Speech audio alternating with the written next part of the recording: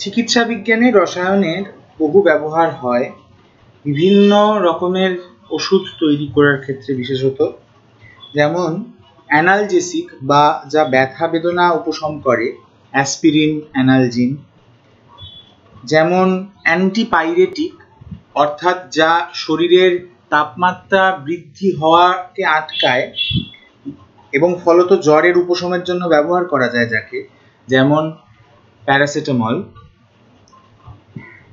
Anti inflammatory মানে যা কোনো একটা জায়গায় ফুলে যাওয়া বা জ্বলন ধরা টিস্যুর মধ্যে তাকে আটকায়, যেমন আইবুপ্রোফেন, যেমন সেট্রিজিন ইত্যাদি। কাটাছেঁড়া জনিত বিভিন্ন জায়গায় যখন অ্যান্টিসেপটিক ব্যবহার করতে হয়, অর্থাৎ সংক্রামক জীবাণুকে ধ্বংস করার জন্য যে পদার্থ ব্যবহার করতে হয়, যেমন ডেটল বা স্যাভলন, তার মধ্যে যে কম্পোনেন্টটি থাকে যেটা অ্যান্টিবায়োটিক কাজটা করে তার নাম হলো ল্যানোলিন। এটিও একটি রাসায়নিক পদ্ধতিতে তৈরি করা একটি ড্রাগ। বিভিন্ন রকমের অ্যান্টিবায়োটিক যেমন penicillin, cephalosporin, tetracycline, streptomycin, chloramphenicol, এগুলো বিভিন্ন সময় ব্যবহার করা হয় কোনো ইনফেকশন হলে। যেমন একটা ঐতিহাসিক একটা গল্প আমরা জানি, সেটা হলো যে আলেকজান্ডার ফ্লেমিং এর পেনিসিলিন আবিষ্কার, এবং এই পেনিসিলিন আবিষ্কার করার পরবর্তীকালে সেই পেনিসিলিনের ব্যবহার হওয়া ক্রিমিয়ান ওয়ারের সময়, যখন যে গল্পটির সঙ্গে আমরা ফ্লোরেন্স নাইটিঙ্গেলের গল্পটি খুব পরিষ্কারভাবে অ্যাসোসিয়েট করতে পারি। আরও অনেক রকমের অ্যান্টিবায়োটিক হয় এবং নিত্য নতুন ব্যাকটেরিয়া বিভিন্ন রকমের অ্যান্টিবায়োটিকের সঙ্গে যুঝিয়ে উঠতে পারছে, এর বিরুদ্ধে নতুন নতুন অ্যান্টিবায়োটিক তৈরি করার প্রয়োজনীয়তা প্রত্যেক দিন থাকে। এছাড়া বিভিন্ন রকমের ট্র্যাঙ্কুইলাইজার দরকার পড়ে, যা সাইকিয়াট্রিস্টরা ব্যবহার করে মানসিক অবসাদ, উৎকণ্ঠা ও উত্তেজনাকে প্রশমন করার জন্য, যেমন বারবিটিউরিক অ্যাসিডের বিভিন্ন ডেরিভেটিভস, যেমন একটি ওষুধ আপনারা জানেন ভেরোনেল বা রেসারপাইন নামে। বিভিন্ন রকমের অ্যানেস্থেটিক বা চেতনানাশক, যেমন ক্লোরোফর্ম, কোকেন, নোভোকেন ইত্যাদি ইত্যাদি। পেনিসিলিন এবং সালফার ড্রাগ ব্যবহার করা হয় বিভিন্ন রকমের নিউমোনিয়া, আমাশা ইত্যাদি ট্রিটমেন্টে, যেমন মাইকোব্যাকটেরিয়াম এবং ডিপ্লোব্যাকটেরিয়াম নিউমোনিয়া। এদের যখন ইনফেকশন হয় তখন তাদেরকে ট্রিট করার জন্য বিভিন্ন রকমের সালফার ড্রাগ ব্যবহার করা হয়। সালফার ড্রাগগুলো আসলে কিছুই না, ব্যাকটেরিয়া ব্যবহার করে এরকম ন্যাচারাল প্রোডাক্ট, তার মেটাবলিজমের অংশ, সেই ন্যাচারাল প্রোডাক্টের মতনই দেখতে, অবিকল প্রায়, শুধু একটা কি দুটো অ্যাটমের পার্থক্য। সেই অ্যাটমের পার্থক্যটার ফলে যে সালফার ড্রাগটাকে ব্যাকটেরিয়াটি আহরণ করছে তার ন্যাচারাল মেটাবোলাইট হিসেবে ভেবে, সেটাই গিয়ে তার একটি গুরুত্বপূর্ণ মেটাবলিক স্টেপে আটকে দিচ্ছে এবং তার বৃদ্ধি হতে দিচ্ছে না। ক্যান্সার এর ট্রিটমেন্টে অনেক কেমোথেরাপিউটিক এজেন্ট ব্যবহার করা হয়, যেমন ট্যাক্সল, সিসপ্ল্যাটিন।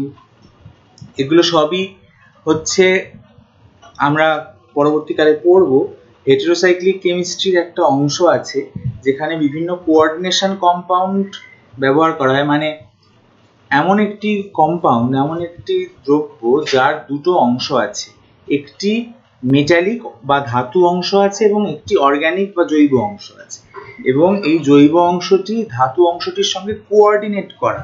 কোঅর্ডিনেশন বন্ডস কি আমরা পড়ব পরবর্তীকালে, এবং এই কোঅর্ডিনেশন বন্ডের মাধ্যমে এই কম্পাউন্ডগুলি তৈরি করা হয়। যেমন সিসপ্ল্যাটিনে নামটাতেই পরিষ্কার লেখা আছে প্ল্যাটিনাম +2 আয়নটির সঙ্গে কোঅর্ডিনেশন করা। এছাড়া আরও অন্য রকমের অ্যান্টি ক্যান্সার ড্রাগস হয়, যেমন ডক্সোরুবিসিন, যেমন ডনোমাইসিন। এইডসের ট্রিটমেন্টে একটি খুব এফেক্টিভ ড্রাগ আছে যার নাম অ্যাজিডোথাইমিডিন বা এজেডটি। এগুলো সবই ল্যাবরেটরিতে বিভিন্ন কেমিক্যাল টেকনিক ব্যবহার করে বা রাসায়নিক পদ্ধতি ব্যবহার করে তৈরি করা হয়। পানীয় জল এর যে পিউরিফিকেশন, আমরা যে জল খাই সেটা নদী বা পুকুর থেকে যখন আসে আমাদের বাড়ি অবধি, তার মধ্যিখানে একটি বিশুদ্ধিকরণের প্রক্রিয়া চলে। সেই প্রক্রিয়ার মধ্যে ব্লিচিং পাউডার ব্যবহার করা হয়, কিছু কিছু ক্ষেত্রে পটাশিয়াম পারম্যাঙ্গানেট ব্যবহার করা হয়, কিছু ক্ষেত্রে ওজোন ব্যবহার করা হয়। এই সবই এক একটি উদাহরণ মাত্র, যার মাধ্যমে আমরা রসায়নের ব্যবহার করা হয় চিকিৎসা বিজ্ঞানে এবং তার কিছু দৈনন্দিন জীবনের ব্যবহারের ক্ষেত্রে।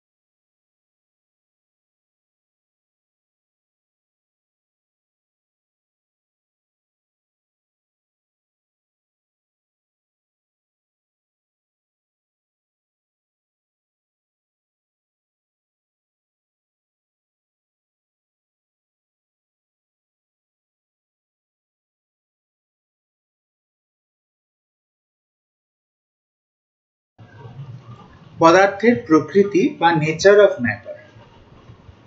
প্রথমে পদার্থ কি? যা যা ইন্দ্রিয় গ্রাহ্য, যার ভর আছে এবং যা কিছুটা স্থান দখল করে থাকে তাকে পদার্থ বলে। অর্থাৎ that which can be perceived by the senses, that which has mass and that which occupies volume can be called matter.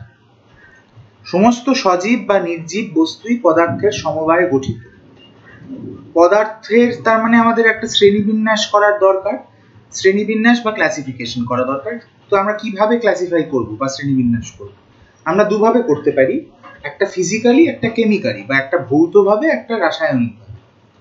যদি আমি ফিজিক্যালি ক্লাসিফাই করি ম্যাটারকে, তিনটে স্টেট অফ ম্যাটারে আমরা ক্লাসিফাই করতে পারি। এছাড়া আরো স্টেট অফ ম্যাটার হয়, কিন্তু এই তিনটেই সব থেকে সাধারণত আমরা দেখতে পাই বা এনকাউন্টার করি। এই তিনটি সাধারণ উষ্ণতায় বা সাধারণত আমরা যা যা টেম্পারেচার এনকাউন্টার করি, সাধারণ উষ্ণতায় ভৌত অবস্থা অনুযায়ী পদার্থকে কঠিন, তরল ও গ্যাসীয় এই তিনটে ভাগে ভাগ করা যায়। কঠিন পদার্থের কণাসমূহ সুশৃঙ্খলভাবে ঘন সন্নিবিষ্ট থাকায় পরস্পরকে তীব্র বল দ্বারা আকর্ষণ করে, তাই কণাগুলির বিচরণ ক্ষমতা প্রায় নেই। মানে খুব পরিপাটিভাবে অ্যারেঞ্জ করা এবং ক্লোজলি প্যাকড বা ঘন সন্নিবিষ্ট থাকার ফলে কঠিন পদার্থের কণাগুলো একে অপরকে তীব্র বা স্ট্রং অ্যাট্রাকশন দ্বারা আকর্ষণ করে, তাই কণাগুলোর মধ্যে বিচরণ করার বা মুভ করার ফ্রম দেয়ার প্লেসেস এর ক্ষমতা প্রায় নেই। তরল পদার্থের কণাগুলিও মোটামুটিভাবে পরস্পরের কাছাকাছি থাকে, কিন্তু তাদের বিচরণ করার ক্ষমতা আছে।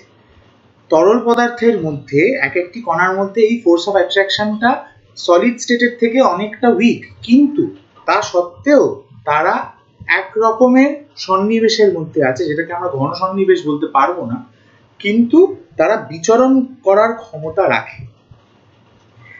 গ্যাসের পদার্থের কণাগুলি পরস্পরের থেকে বহু দূরে অবস্থান করে এবং তাদের মধ্যে ইন্টারমলিকুলার ফোর্সেস অফ অ্যাট্রাকশন খুব কম, ফলত তারা প্রায় সহজে, খুব সহজে এবং অত্যন্ত দ্রুত গতিতে বিচরণ করতে পারে মানে the molecules or the particles of a gaseous distribution are free to move randomly and very fast. উষ্ণতা ও চাপের পরিবর্তনের মাধ্যমে পদার্থের তিনটি অবস্থার মধ্যে পারস্পরিক রূপান্তর ঘটে। যেমন কঠিন পদার্থকে তাপের প্রয়োগে তরল করা যায় এবং তরল পদার্থকে তাপের প্রয়োগে গ্যাসে পরিবর্তিত করা যায়, তেমনি গ্যাসকে শীতলীকরণ করে তরল পদার্থে আনা যায় এবং তরল পদার্থকে আরো শীতলীকরণ করে কঠিন পদার্থে আনা যায়। এর সব থেকে চোখের সামনে আমরা যে উদাহরণটি দেখতে পাই সেটা হচ্ছে জল। জলের কঠিন অবস্থাকে আমরা বরফ বলি, জলের তরল অবস্থাকে আমরা জল হিসাবে চিনি এবং জলের গ্যাসীয় অবস্থাকে আমরা বাষ্প হিসেবে চিনি। পদার্থের রাসায়নিক শ্রেণীবিন্যাসকে আমরা অন্যভাবে করতে পারি, বিভিন্নভাবে। তার বেশ কিছু ক্যাটেগরি আছে বা বেশ কিছু শ্রেণী আছে, যেমন মিশ্র পদার্থ এবং বিশুদ্ধ পদার্থ, মানে ইমপিওর সাবস্টেন্স এবং পিওর সাবস্টেন্স। মিশ্র পদার্থ বা ইমপিওর সাবস্টেন্সকে আমি দুভাগে ভাগ করতে পারি, সমসত্ব মিশ্রণ এবং অসমসত্ব মিশ্রণ। আর বিশুদ্ধ পদার্থকে আমরা দুভাগে ভাগ করতে পারি, মৌলিক পদার্থ এবং যৌগিক পদার্থ বা এলিমেন্ট এন্ড কম্পাউন্ড। মিশ্র পদার্থে দুই বা ততোধিক বস্তুর কণাসমূহ পরস্পরের সঙ্গে যে কোনো অনুপাতে মিশ্রিত থাকে, যেমন বালি ও চিনির মিশ্রণ। এর মধ্যে দুটো ভাগ হয়, একটা সমসত্ব মিশ্রণ, একটা অসমসত্ব মিশ্রণ। সমসত্ব মিশ্রণ বা ট্রু সলিউশন যেমন চিনির দ্রবণ, পেট্রোল, বায়ু ইত্যাদি। বিভিন্ন অংশের গঠন ও ধর্ম একই থাকে সমসত্ব মিশ্রণে।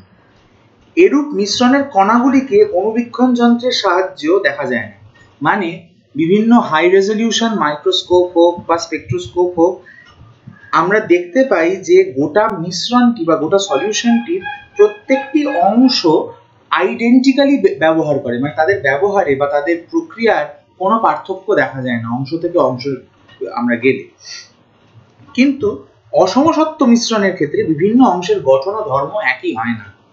এরূপ মিশ্রণের কণাগুলিকে খালি চোখে বা অণুবীক্ষণ যন্ত্রের সাহায্যে দেখা যায়, যেমন বালি এবং লোহা চুলের মিশ্রণ। কেন এটাকে অসমসত্ব মিশ্রণ বলা হচ্ছে? তার কারণটা হচ্ছে অতি সহজে এদেরকে আলাদা করে দেওয়া যায়, অতি সহজে। যেরকম বালি এবং লোহা চুলের মিশ্রণকে একটি ম্যাগনেটের সাহায্যেই আলাদা করে দেওয়া যায়। এ গেল মিশ্র পদার্থ।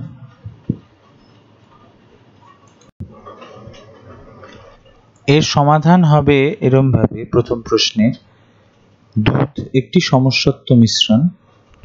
বায়ুকে সমসত্ব মিশ্রণ বলা যায়, কিন্তু কিছু কন্ডিশনসে, যেমন বিভিন্ন অল্টিটিউডে বা বিভিন্ন উচ্চতায় বায়ুর মধ্যে গঠনমূলক কিছু পার্থক্য দেখা যায়। যেমন আমরা এটা জানি যে পাহাড়ে বা যত উঁচুতে আমরা উঠবো তত বায়ুতে অক্সিজেনের পরিমাণ কমে। এর কারণটা আমরা পরবর্তী চ্যাপ্টারে আমরা বুঝতে পারবো, যে ভেপার ডেন্সিটি বলে একটি কনসেপ্ট আছে তার জন্য। ফলে বায়ুকে আমরা সমসত্ব মিশ্রণ হিসেবে ধরতে পারি যদি একই উচ্চতায় সমস্ত নিরীক্ষণগুলো করা হয়। পেট্রোল একটি সমসত্ব মিশ্রণ। পেট্রোলে অনেকগুলো বিভিন্ন রকমের হাইড্রোকার্বন থাকে। খাদ্য লবণ একটি কম্পাউন্ড যার নাম সোডিয়াম ক্লোরাইড, কিন্তু আমরা টেবিল সল্টে বা খাদ্য লবণের টেবিলে যে সল্টটা দেখতে পাই তার মধ্যে কিছু ইমপিউরিটিস থাকে, যেমন কপার সালফাইড, যেমন অন্যান্য অনেকগুলো ইমপিউরিটিস হয়, যার ফলে আমরা খাদ্য লবণকে অনেক সময় হাইগ্রোস্কোপিক বলে থাকি। মানে সোডিয়াম ক্লোরাইড সাধারণত জল অ্যাবজর্ব করে না, কিন্তু ওই ইমপিউরিটিগুলোর জন্য সে অ্যাবজর্ব করে থাকে, ফলে খাদ্য লবণকে আমরা সমসত্ব মিশ্রণ বলতে পারি। গ্রাফাইট একটি কার্বনের অ্যালোট্রোপ। গ্রাফাইট পুরোটাই কার্বন দ্বারা তৈরি, ফলে এটাকে একটি আমরা মৌল হিসেবে ধরতে পারি। বিশুদ্ধ পদার্থ তো বটেই, মৌল। কলের জল বিশুদ্ধ পদার্থ নয়, তার কারণ তার মধ্যে বিভিন্ন রকমের জিনিসপত্র থাকে, যেমন কলের জলকে বিশুদ্ধীকরণ করতে গিয়ে তাকে ক্লোরিনেট করা হয়, ফলে ডিজলভড ক্লোরাইডস থাকে, কিন্তু এটি একটি ট্রু সলিউশন বা সমসত্ব মিশ্রণ, কারণ এটাকে আলাদা করতে গেলে আমাদেরকে কিছু রাসায়নিক পদ্ধতি ব্যবহার করতে হবে। ধোঁয়া একটি কলয়েড, দুধের মতনই। দুধ একটি ট্রু সলিউশন নয়, দুধ হচ্ছে একটি ইমালশন এবং সাসপেনশন দুটোই কলয়েডের দুটো প্রকার। ফলে দুধকে আমরা যদি সমসত্ব মিশ্রণ ধরি তবে লিখতে হবে পাশে যে এটি একটা ইমালশন অফ ফ্যাট এবং এর মধ্যে একটি ট্রু সলিউশন অংশ আছে, যেটা হচ্ছে ল্যাকটোজ এবং ক্যালসিয়াম ল্যাকটেটের সলিউশন ইন ওয়াটার দুধের ক্ষেত্রে। ধোঁয়ার ক্ষেত্রে সেটা হবে হচ্ছে suspension of dust and particles in air. ফলে ধোঁয়াটিকেও একটা সমসত্ব মিশ্রণ বলতে পারি, কিন্তু কোনো মতেই বিশুদ্ধ পদার্থ নয়। শুষ্ক বরফ ড্রাই আইস, শুষ্ক বরফ কার্বন ডাইঅক্সাইডের সলিড ফর্ম, ফলে এটি একটি যৌগ, কার্বন এবং অক্সিজেনের একটি যৌগ। কোল্ড ড্রিঙ্কস হচ্ছে একটা সলিউশন কার্বনেটেড ওয়াটার এবং কয়েকটা ফ্লেভারিং এজেন্টের, ফলে কার্বন ডাইঅক্সাইড জলে গুলে কার্বনিক অ্যাসিড H2CO3 হয়ে আছে, আর অন্যান্য ফ্লেভারিং এজেন্টও আছে, ফলে এটাও একটি ট্রু সলিউশন। বারুদ হচ্ছে একটা মিক্সচার, মানে অসমসত্ব মিশ্রণ। তার কারণটা হচ্ছে যে বারুদ এর যে বিভিন্ন অংশ আছে, পটাশিয়াম নাইট্রেট হোক, সালফার হোক, এগুলিকে আলাদা করা যায় খুব সহজে, যেটা দ্বিতীয় প্রশ্নের উত্তর। সেটা হচ্ছে যে বারুদের একটি নমুনা থেকে উপাদানগুলি কিভাবে পৃথক করবে। পটাশিয়াম নাইট্রেট জলে সলিউবল, সালফার জলে সলিউবল নয়, ফলে জলে গুললে ওয়াটার সলিউবল অংশটি বেরিয়ে আসবে এবং সেটিকে পরবর্তীকালে ইভাপোরেশন করে আইসোলেট করা যাবে। আচ্ছা, 3, নেশা করার জন্য ব্যবহৃত হয় এরূপ দুটি ড্রাগের নাম। একটি হচ্ছে কোকেন এবং আরেকটি হচ্ছে মরফিন। হেরোইন। কোকেন এবং হেরোইন।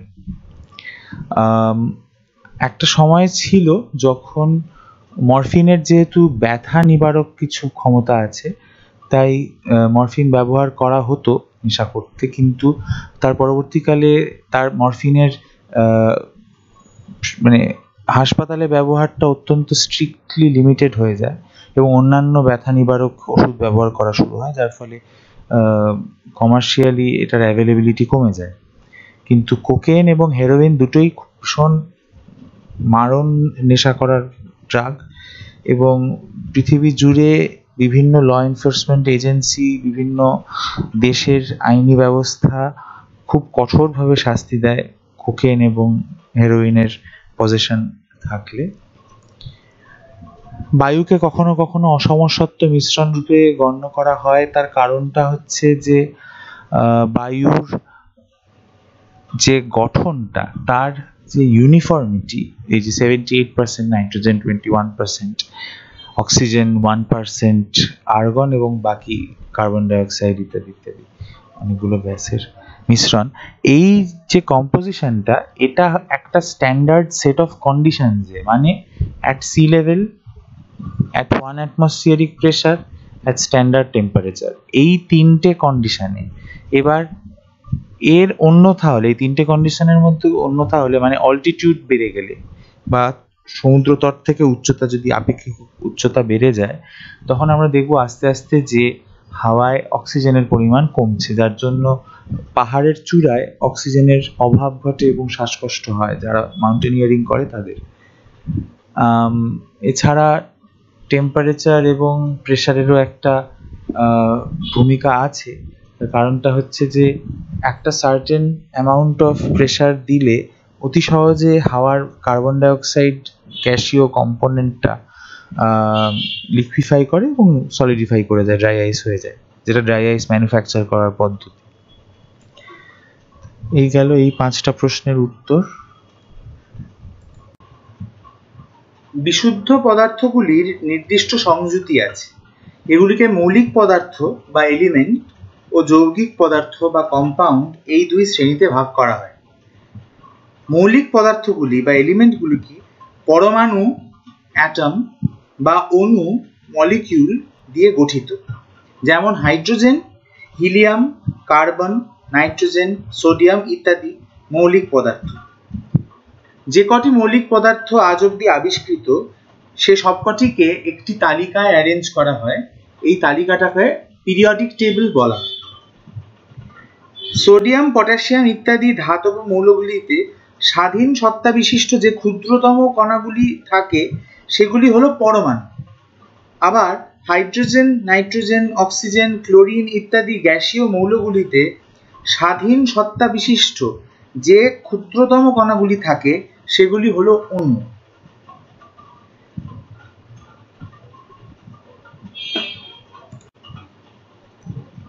ভিন্ন ভিন্ন মৌলের দুই বা ততোধিক পরমাণু একটি সুনির্দিষ্ট অনুপাতে পরস্পরের সঙ্গে যুক্ত হয়ে যৌগিক পদার্থের অণু গঠন করে। দুটি অক্সিজেন পরমাণু ও একটি কার্বন পরমাণুর সমন্বয়ে একটি কার্বন ডাই অক্সাইড মলিকিউল তৈরি হয়। অনুরূপে একটি জলের অণুতে দুটি হাইড্রোজেন পরমাণু ও একটি অক্সিজেন পরমাণু থাকে। যৌগিক পদার্থের ধর্ম উপাদান মৌলগুলির ধর্মের থেকে সম্পূর্ণ আলাদা হয়। যেরকম জল এর একটি অণুতে দুটি হাইড্রোজেনের পরমাণু এবং একটি অক্সিজেনের পরমাণু থাকে, কিন্তু হাইড্রোজেন পরমাণুর যে কেমিক্যাল প্রপার্টি এবং অক্সিজেন পরমাণুর যে কেমিক্যাল প্রপার্টি, জলের অণুটির কেমিক্যাল প্রপার্টি কিন্তু তা থেকে সম্পূর্ণ আলাদা। যৌগিক পদার্থের উপাদান মৌলগুলিকে কেবলমাত্র রাসায়নিক প্রক্রিয়ার সাহায্যে পৃথক করা যায়। মানে যে অণুগুলি গঠিত হয়েছে বিভিন্ন এলিমেন্টের পরমাণুর কম্বিনেশনের ফলে, তাকে আলাদা করার একমাত্র পদ্ধতি রাসায়নিক। রাসায়নিক সংযোগ সূত্রাবলী বা লজ অফ কেমিক্যাল কম্বিনেশন, এর মধ্যে প্রথম ল বা সূত্র হলো ভরের নিত্যতা সূত্র বা law of conservation of mass. 1774 সালে একজন ফরাসি বিজ্ঞানী অ্যান্টোয়ান ল্যাভয়েজিয়ার প্রথমবার এই সূত্রটি বলেন যে কোনো রাসায়নিক বিক্রিয়ায় বিক্রিয়ক পদার্থের মোট ভরের সঙ্গে বিক্রিয়াজাত পদার্থের মোট ভর সমান হয়। ধরা যাক এ ও বি দুটি পদার্থ পরস্পর বিক্রিয়ায় ঘটিয়ে অপর দুটি পদার্থ সি ও ডি উৎপন্ন করে। ভরক্রিয়ার সূত্রানুযায়ী এ ও বি এর সম্মিলিত ভরের সঙ্গে সি ও ডি এর সম্মিলিত ভর সমান হবে।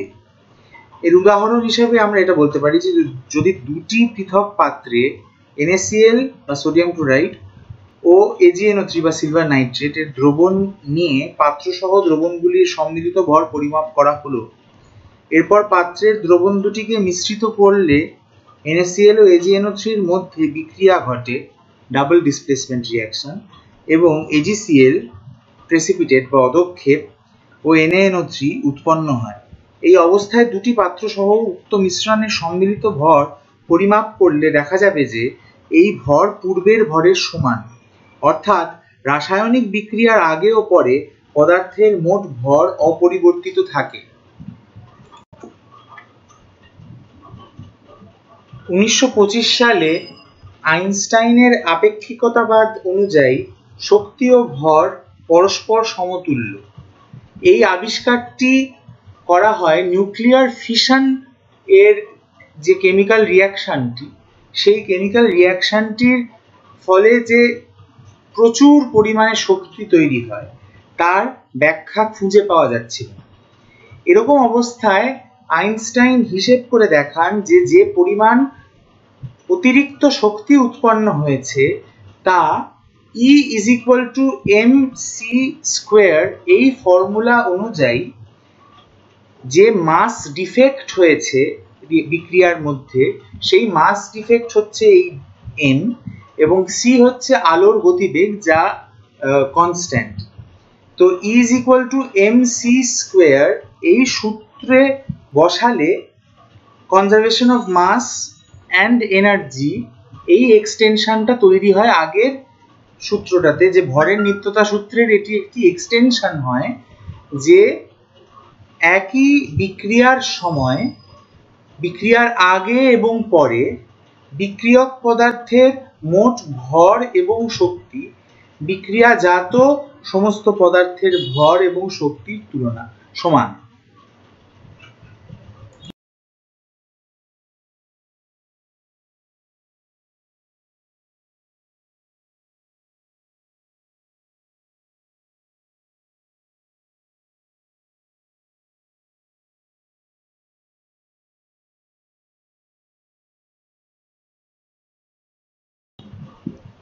স্থিরানুপাত সূত্র বা ল অফ কনস্ট্যান্ট প্রপোর্শনস এর প্রবর্তক ফরাসি বিজ্ঞানী প্রুস্ট 1799। যে কোনো নির্দিষ্ট যৌগকে যে উৎস থেকে সংগ্রহ করা হোক না কেন বা যেভাবেই তৈরি করা হোক না কেন, যৌগটি কতকগুলি নির্দিষ্ট মৌলের সমন্বয়ে গঠিত হয় এবং যৌগটিতে উপাদান মৌলগুলির ভরের অনুপাত সর্বদা স্থির থাকে। ধরা যাক এবি একটি যৌগ যা দুটি ভিন্ন পদ্ধতিতে তৈরি করা হয়েছে।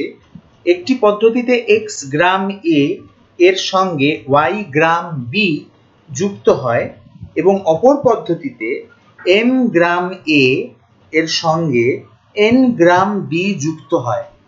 প্রথম এবং দ্বিতীয় পদ্ধতিতে প্রাপ্ত AB যৌগে A ও B এর ভরের অনুপাত যথাক্রমে x:y এবং m:n। স্থিরানুপাত সূত্রানুসারে x:y is equal to m:n অথবা x/y is equal to m/n।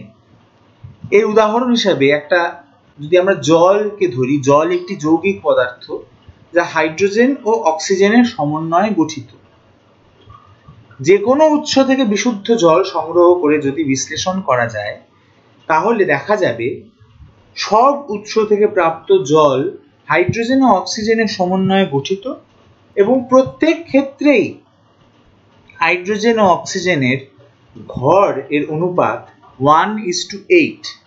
আবার জলকে বিভিন্ন পদ্ধতিতে প্রস্তুত করা যায়, যেমন হাইড্রোজেন ও অক্সিজেন গ্যাস মিশ্রণে তড়িৎ স্ফুলিঙ্গের সৃষ্টি করলে জল উৎপন্ন হয়, অথবা উত্তপ্ত কিউপ্রিক অক্সাইডের উপর দিয়ে হাইড্রোজেন গ্যাস চালনা করলে জল উৎপন্ন হয়। যে পদ্ধতিতেই জল উৎপন্ন করা হোক না কেন, সব ক্ষেত্রেই উৎপন্ন জলে হাইড্রোজেন ও অক্সিজেনের ভরের অনুপাত হয় 1:8। অন্যদিকে আমরা যদি এভাবে দেখি যে আমরা একটি জলের অণুতে হাইড্রোজেন পরমাণুর সংখ্যা এবং অক্সিজেন পরমাণুর সংখ্যা এর রেশিও হচ্ছে 2:1। সর্বদা জলের সমস্ত কম্পোজিশনে এই রেশিওটি 2:1ই থাকবে। কিন্তু স্থিরানুপাত সূত্রের বিপরীত বিবৃতিটি হলো দুই বা ততোধিক নির্দিষ্ট মৌল নির্দিষ্ট ভরের অনুপাতে যুক্ত হয়ে সর্বদা একটি নির্দিষ্ট যৌগ উৎপন্ন করে। অন্যভাবে বলা যায়, দুটি ভিন্ন যৌগে যদি উপাদান মৌলগুলি এবং মৌলগুলির ভরের অনুপাত একই হয় তাহলে যৌগ দুটি অভিন্ন হবে।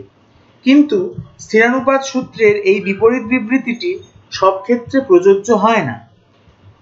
আইসোমেরিক ও পলিমেরিক জৈব যৌগগুলির ক্ষেত্রে এই বিপরীত বিবৃতিটি খাটে না। যেমন ইথাইল অ্যালকোহল C2H5OH, যেখানে ratio of carbon to hydrogen to oxygen হচ্ছে 2:6:1, ও ডাইমিথাইল ইথার CH3OCH3, যেখানে ratio of carbon to hydrogen to oxygen হচ্ছে 2:6:1, উভয়ের আণবিক সংকেত C2H6O, আণবিক সংকেত বা মলিকিউলার ফর্মুলা। উভয় যৌগেই উপাদান মৌলগুলি CHO অভিন্ন এবং উপাদান মৌলগুলির ভরের অনুপাত একই, কিন্তু বাস্তবে এরা পৃথক ধর্মবিশিষ্ট সম্পূর্ণ আলাদা যৌগ। আবার অ্যাসিটিলিন C2H2 এর পলিমারাইজেশনে বেনজিন C6H6 তৈরি হয়। এক্ষেত্রে যৌগ দুটিতে C এবং H এর ভরের অনুপাত অভিন্ন, কিন্তু যৌগ দুটির ধর্ম সম্পূর্ণ আলাদা। আসলে স্থিরানুপাত সূত্রের সীমাবদ্ধতা এখানে যে স্থিরানুপাত সূত্রের উল্লেখযোগ্য ব্যতিক্রম পরিলক্ষিত হয় সমস্থানিক আইসোটোপ আবিষ্কারের পর। যেমন প্রকৃতিতে অক্সিজেনের 3টি সমস্থানিক আইসোটোপ বিদ্যমান: অক্সিজেন অ্যাটম যার মাস নাম্বার 16, অক্সিজেন যার মাস নাম্বার 17 এবং অক্সিজেন যার মাস নাম্বার 18। বিভিন্ন উৎস থেকে প্রাপ্ত জলে যদি এই সমস্থানিকগুলির সংযুতির তারতম্য ঘটে, তাহলে জলের মধ্যে উপাদান মৌল হাইড্রোজেন ও অক্সিজেনের ভরের অনুপাতের তারতম্য ঘটবে, যদিও সংখ্যার অনুপাতের তারতম্য ঘটবে না। যেসব যৌগের সংযুতি পরিবর্তনশীল, অর্থাৎ অণুর সংগঠক পরমাণুগুলির সংখ্যা সর্বদা স্থির নয়, তাদের ক্ষেত্রে স্থিরানুপাত সূত্র প্রযোজ্য হয় না। যেমন কিউপ্রাস সালফাইড যৌগের সংযুতি কপার ইস্টু সালফার 1.7:1 থেকে 2:1 হতে পারে। টাইটেনিয়াম অক্সাইডের সংযুতি টাইটেনিয়াম ইস্টু অক্সিজেন 0.75:1 থেকে 0.69:1 হতে পারে। এই যৌগগুলিকে নন স্টয়চিওমেট্রিক কম্পাউন্ড বা নন স্টয়চিওমেট্রিক যৌগ বলা হয়।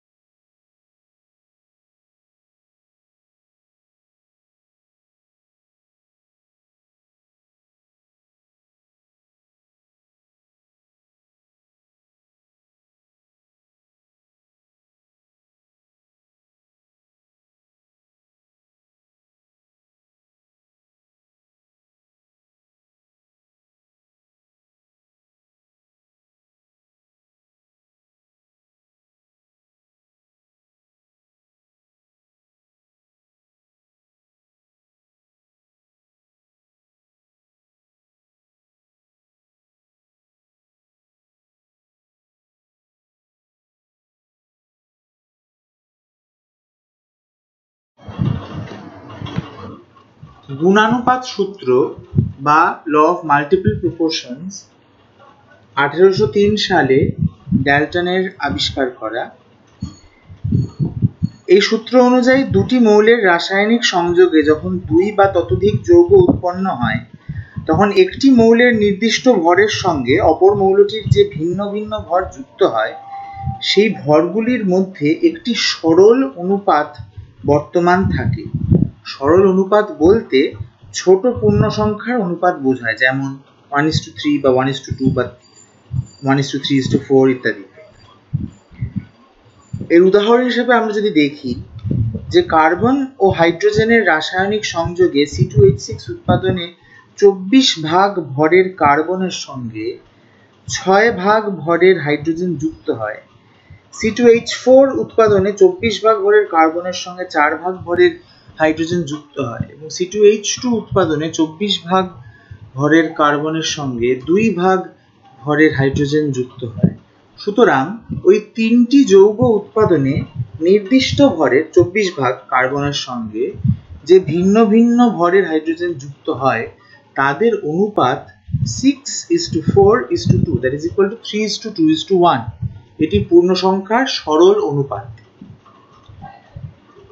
এর আরেকটি উদাহরণ হিসাবে আমরা যদি নাইট্রোজেনের অক্সাইডগুলিকে দেখি, যেখানে nitric oxide NO, nitrogen dioxide NO2, nitrogen trioxide N2O3,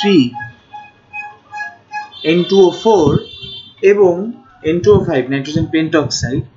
এখানে নাইট্রোজেনের এক ভাগের সঙ্গে অক্সিজেনের যে কটা ভাগ সেগুলি বের করে নেওয়া যায় এবং এদের রেশিওটি হচ্ছে রিজলভ করা যায় একটি সরল অনুপাতে, যা হলো 2:1:4:3:5। গুণানুপাত সূত্রের ব্যতিক্রম হয়, যেমন মিথেন, ইথেন, প্রোপেন, বিউটেন, যা একটি সরল হাইড্রোকার্বন বা সিম্পল হাইড্রোকার্বনের হোমোলোগাস সিরিজ। এই হোমোলোগাস সিরিজে 12 ভাগ ভরের কার্বনের সঙ্গে যে বিভিন্ন ভিন্ন ভরের হাইড্রোজেন যুক্ত হয় তাদের অনুপাত 4:3:2.67:2.5। এটি পূর্ণ সংখ্যার সরল অনুপাত নয়, ফলে এটিকে গুণানুপাত সূত্র বা ল অফ মাল্টিপল প্রপোর্শনস এর একটি ব্যতিক্রম হিসাবে ধরা যেতে পারে।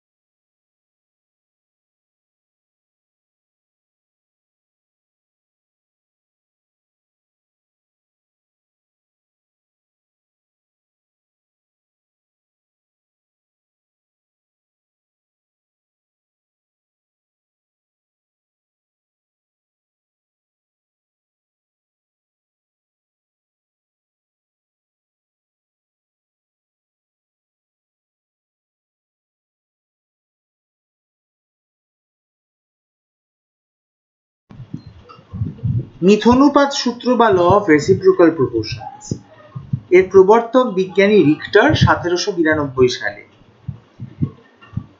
ভিন্ন ভিন্ন ভরের দুই বা ততোধিক মৌল নির্দিষ্ট ভরের অপর একটি মৌলের সঙ্গে পৃথক পৃথক ভাবে যুক্ত হয়ে যৌগ গঠন করলে প্রথমোক্ত মৌলগুলি নিজেদের মধ্যে রাসায়নিক বিক্রিয়া ঘটিয়ে যৌগ গঠন করার সময় ঠিক ওই সব ভরে বা ভরগুলির সরল গণিতকে বা উপগণিতকে পরস্পরের সঙ্গে যুক্ত হবে।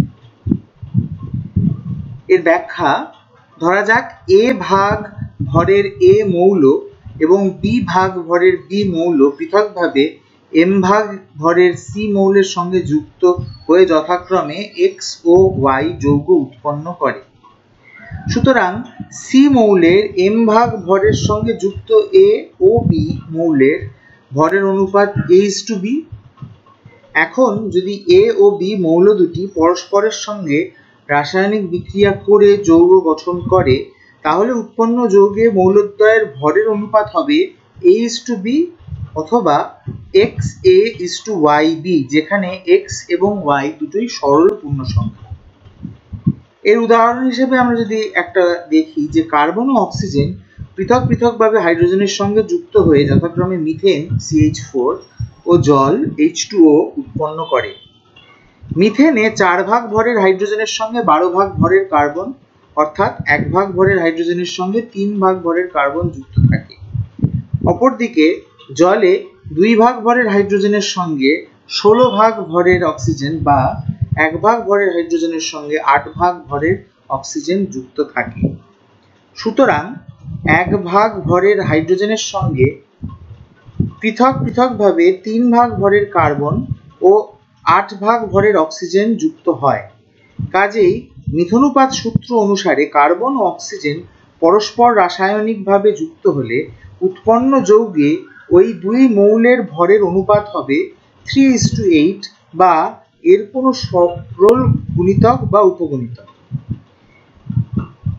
প্রকৃতপক্ষে কার্বন ও অক্সিজেনের সমন্বয়ে গঠিত কার্বন ডাই অক্সাইড যৌগে উপাদান মৌল দুটির ভরের অনুপাত হচ্ছে কার্বন:অক্সিজেন বা যার ওজনের রেশিওটা হয় হচ্ছে 12:32 বা 3:8। এই ফলাফল মিথনুপাত সূত্রের সম্মত। অনুরূপে কার্বন ও অক্সিজেনের সমন্বয়ে গঠিত কার্বন মনোক্সাইড যৌগে C:O is equal to 12:16, that is 6:8, that is 2:3:8। এই অনুপাতটি 3:8 অনুপাতেরই একটি সিম্পল মাল্টিপল বা সরল গুণিতক। কাজেই এই ফলাফল মিথনুপাত সূত্র সম্মত।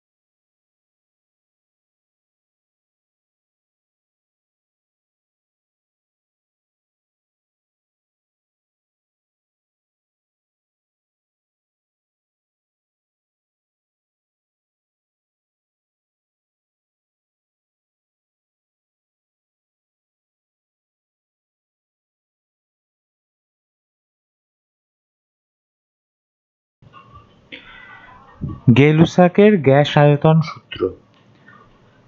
গ্যাসীয় বিক্রিয়ায় অংশগ্রহণকারী বিক্রিয়ক গ্যাসগুলি সমচাপ ও উষ্ণতায় তাদের আয়তনের সরল অনুপাতে বিক্রিয়া করে এবং বিক্রিয়াজাত পদার্থ গ্যাসীয় হলে সমচাপ ও উষ্ণতায় বিক্রিয়াজাত পদার্থের আয়তনও বিক্রিয়কগুলির আয়তনের সঙ্গে সরল অনুপাতে থাকে।